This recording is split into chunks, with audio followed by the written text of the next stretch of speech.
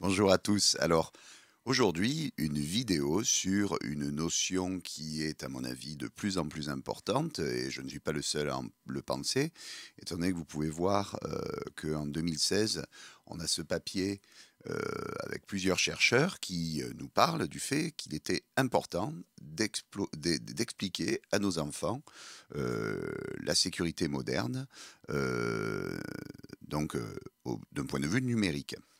Donc là-dedans, ça nous explique notamment ce que c'est que la cryptographie, c'est-à-dire le fait de cacher des messages à l'intérieur de ce que l'on envoie, alors qui date de longtemps, hein.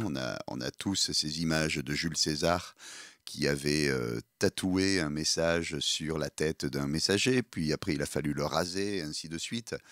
Voilà, donc là, il y a, alors c'est un article en anglais, hein, je vous invite à aller le chercher sur les archives ouvertes. Mais à l'intérieur, il y a notamment ce qu'on appelle montrer le codage, encryption, symétrique et asymétrique. Alors, on va juste passer rapidement là-dessus pour que vous, si vous n'êtes pas au courant, vous compreniez. Alors, excusez-moi, je vais peut-être simplifier, voire faire des erreurs, hein, si pour les matheux et les gens qui adorent ça, ou la cryptographie parmi nos auditeurs. Mais en gros, un codage symétrique, ça veut dire que la personne face à moi a exactement le même code que moi. Je code avec cette clé, je code mon message.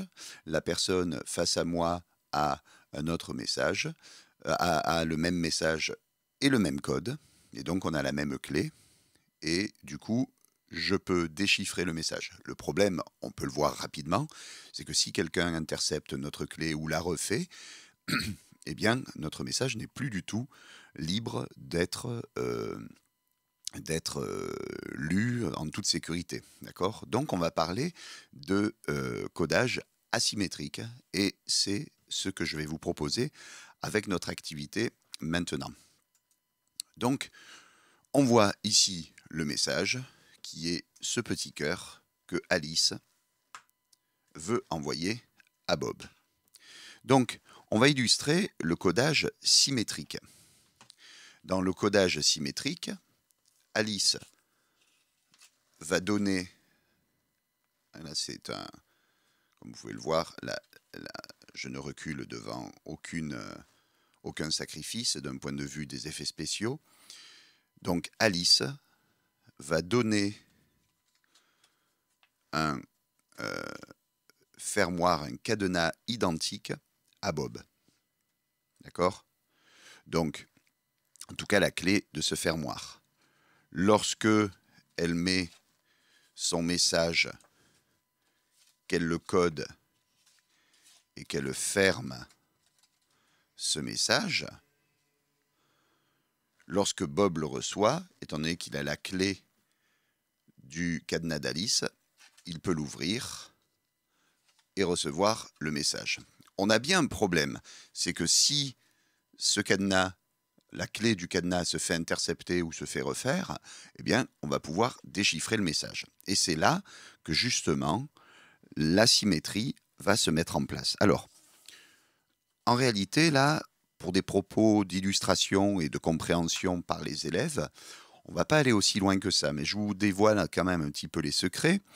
Le fait d'avoir une clé asymétrique, c'est lorsqu'on a en réalité une clé qui nous est propre, qu'on appelle la clé privée, et on distribue la clé publique aux autres personnes. C'est basé sur les nombres premiers, hein. Il est très difficile de retrouver les facteurs d'un nombre premier, même s'ils existent. En fait, il faut énormément de puissance de calcul d'un point de vue des ordinateurs. Donc en réalité, on va coder avec des clés de, je crois qu'à l'heure actuelle, c'est 256 bits. Donc c'est quelque chose qui est absolument énorme. Il faut plusieurs années pour casser un code et donc il faut changer régulièrement ces clés. Mais bon, là, on est hors de propos, c'est un petit peu compliqué, même pour les adultes. L'idée est de comprendre le principe.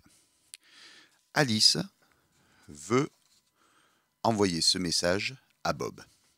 Ce qu'elle va faire, c'est qu'elle envoie ce message codé à Bob. Bob le reçoit et va coder lui-même ce message.